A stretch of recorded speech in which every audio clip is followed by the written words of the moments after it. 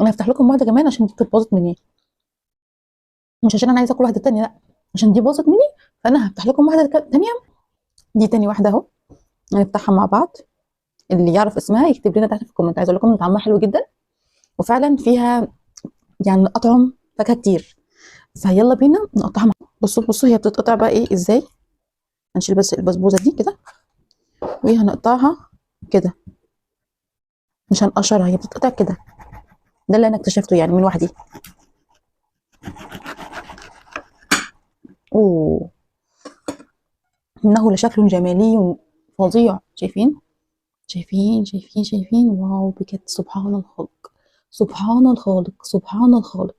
يا جماعه الحاجات دي تخلينا ان يعني جسمنا يقشعر كده، ان سبحان الله على ابداعه وخلقه. شوفوا الجمال، الالوان وتدرجه. هنا اللون البربر والابيض، واللي جوه الاصفر من الحب ده، يعني سبحان الله، سبحان الله بجد. كل واحد يشوف الفيديو يكتب سبحان الله. شايفين جمال الخلق، شايفين جمال الله في خلقه. سبحان الله يا رب، سبحان الله.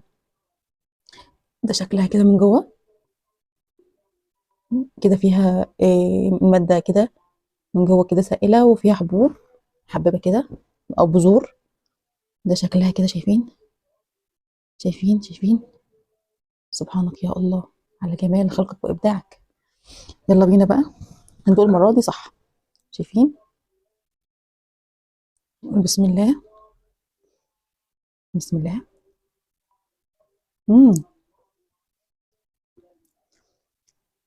بجد يا جماعة طعمها يخليك تعمل ايرور، اللي هو انت مش عارف تجيب طعمها ايه. انت عارفه وفي نفس الوقت مش عارف. هو كذا طعم فيها، يعني فيها طعم، فيها طعم جوافة، اناناس، فراولة، مانجا.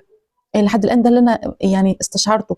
فاللي حد يعرف اسم نوع الفاكهه ده ايه، يا ريت تكتب تحت في الكومنت لحد ما اعمل سيرش عليها واشوف اسمها ايه، اللي عجبتني جدا. ما كنتش متوقعه ان هي تعجبني بالشكل ده. سبحان الله، شكلها حتى، شكلها لوحده اصلا عمل لي كده حاله روحانيه جميله، يعني سبحان الله على خلقه يعني. سبحان الله بجد. وطعمها واو، وطعمها فعلا يخليك تقف عاجز. سبحان الله يا ربي، يعني في جمال خلقها وجمال طعمها الغريب اللي مميز، اللي ما انتش قادر يعني تلقطه. يعني هو انا عارفك ومش عارفك، اللي هو انا عارف ومش عارف. بسم الله. لا جميله جدا، لازم تجربوها. لو شفتوها في اي مكان اول مره تعرفوها، هاتوها جربوها هتعجبكم جدا. طعمها في قمه اللذاذه، حلوه جدا. امم تحفه تحفه تحفه. بس كده، ده كان الفيديو بتاعنا النهارده. اتمنى يكون عجبكم. اتمنى تشتركوا في القناه ولايك وشير لو عجبكم الفيديو. وما تنسوش تشجعوني بلايك وشير وكومنت. وما تنسوش تقولوا سبحان الله على خلقه وابداعه. سبحان الله. واللي يعرف بقى اسم الفاكهه دي يكتب تحت في الكومنت. واشوفكم في فيديوهات تانيه اكتر وبتكلم كتيره جدا الفتره الجايه. كانت معاكم نور الشناوي دلوقتي، مع السلامه، باي.